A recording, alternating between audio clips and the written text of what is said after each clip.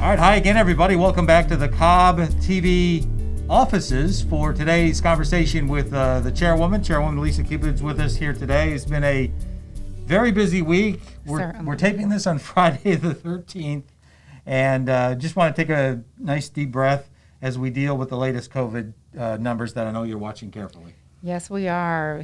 As we stated last time, our transmission rate is going up here in the county and nationally, and it's causing us to take a look at our operation to see how we can do our part to help stem this increase or rise that we're seeing in rates here. So just want to caution the public to stay tuned as we look at advancing some policies to address this next week. Yeah, we were talking at a meeting earlier this week that, we've got to get those signs back out again. Yep. We got to warn people when they come into our building, and we'll likely take some further action about that as well. And as soon as we do that, obviously we'll put something out on all our various channels. But I mean, you can also understand, I'm sure you're getting the calls too, just the enormous frustration among a lot of people out there. Yes, I mean, this is something that we thought we had gotten on the other side of, and with school resuming, businesses planning on opening back up again for employees to come to work, it's very frustrating for us to be here. And it's not frustrating just to see the rise in our rates, but the contrasting and actually conflicting opinions about how we get those numbers back down, which I think is becoming a challenge for us. This is not an easy place for us to be in, but again, something that we know we have to address in the county, and we're looking to see what steps we can take as an organization to help stem the rise in the COVID rate. One of the first challenges that we're going to face when it comes to COVID is our public meetings. Yeah. We have one Tuesday that will likely have a pretty big crowd because there are some zoning cases of interest. So just as a forewarning to people coming to that, we'll have some social distance. You can still come, make yourself seen, but there may be some juggling of the crowds, let's put it that way, at the meeting Tuesday. And we were just reflecting that for you as the chairwoman, zoning really is the heavy lift for you when it comes to homework. You're exactly right. And there are times I felt like a college student pulling all-nighters for zoning as we're trying to take into consideration the interests that are on all sides of a zoning case, whether it be of the applicant or the community and even staff. So this is probably one of the more weightier matters that we address regularly here as a county. And some matters of interest Tuesday, and again, I guess your message would be to people that come let your voices be heard. Always. We appreciate hearing from the public with respect to our zoning cases. That enables us to make sure we're considering their interest. As we know, zoning decisions, they happen in the county, yes, but they happen next to neighborhoods or next to homes or in people's direct community. And no one's going to know more about the impact of that than those that live there. So we always encourage residents to please be involved. Certainly we take calls and emails, but if you can make your voice known by coming to a hearing, that's probably one of the most effective ways to help influence a zoning matter. One of the challenges for you as the chairwoman and previously a commissioner, and is a huge challenge for residents, is just how complicated zoning is and how difficult it is to understand, even when you, in my case, as a reporter covering it for years, and then here in this position for several years as well, just trying to understand the nuances of zoning. Yes, and we still learn things every day. I've been here for 8 years, and it's something that we do our best to prepare for, but we also do our best to be responsive about. So as we learn about different nuances with cases or even during public comment at a hearing, we do our best to make sure that we're balancing the many interests that impact the outcome of that case. Another layer of the complication on that is what goes on around Dobbins Air Reserve Base. Yes. And I learned a lot during a meeting that you hosted earlier this week with stakeholders in the community. And what did you hope that meeting accomplished? Yeah, I thought that meeting surpassed all of my expectations about what we considered about our relationship with Dobbins.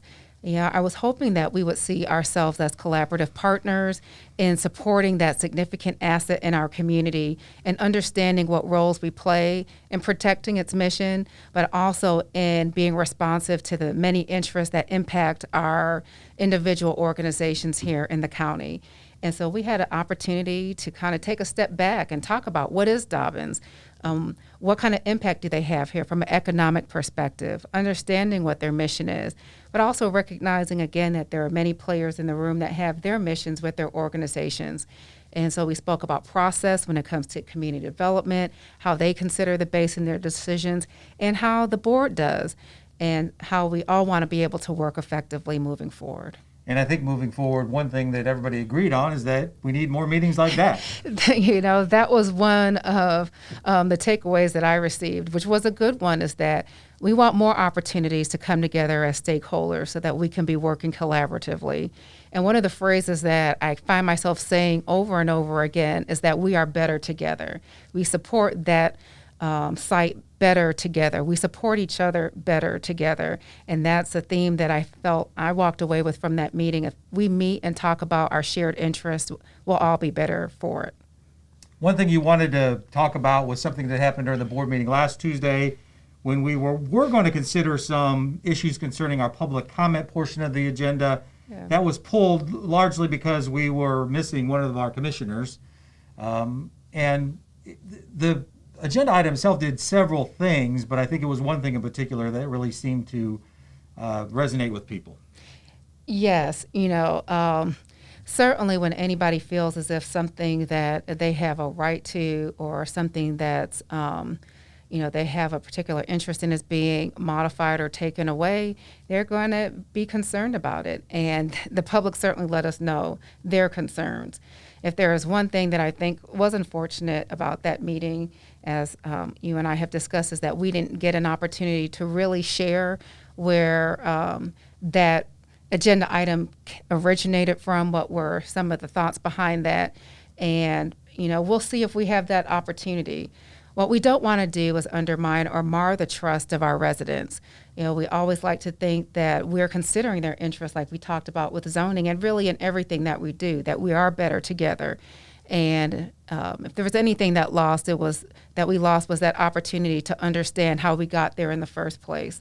And so, I think with every challenge, there's an opportunity to learn. And when we have significant policy changes, at least one takeaway that I had is to ensure that we're having those type of discussions before it could be slanted in a way that is not really the intent of our board or of our organization. Yeah, a couple of things in that agenda item that really weren't brought up is the fact that it would remove some prohibitions on certain groups that can't speak right now, at least by our rules, and would match the public speaking time to what we already have for public hearings, which is 3 minutes. But again, as you mentioned, those things may come up in the future. Yes, I certainly would love to have a more objective dialogue under, different circumstances where we can all hear from one another, but I can let the public know that we certainly heard them that day, and we want to ensure that we're being mindful of their concerns as we take into account any policy changes within the county. I know the next thing we wanted to talk about is a company whose name I'm not sure either one of us are going to be able to pronounce correctly. Rondolanda, very good. We're going to go with her pronunciation. Big expansion announced. Yes, we had a big job announcement, 500 new jobs that are coming here to Cobb County through this recent announcement of Vanderlande having a site here within Cobb County. And we're just excited to continue to see people investing here in the county, particularly during this time. Cobb County remains an attractive place to do business. And so it always thrills us to see these type of announcements because that lets us know that we continue to be an attractive place for businesses, even through challenges for counties to relocate and to grow. Yeah, I was looking at their website. They're global transport and logistics company, and they excel in moving stuff through large airports. Material handling, All yes. Right. Who knew? So we welcome their expansion, about a $60 million expansion into Cobb County. And you're continuing to work on your youth commission later this year. Yes, thank you for asking. With all the nuances of local government, I think a great place to start understanding about what this body means to our community is amongst our youth. And hopefully that'll encourage them to be active citizens, not only of what goes on federally within our country, but what goes on in their backyard.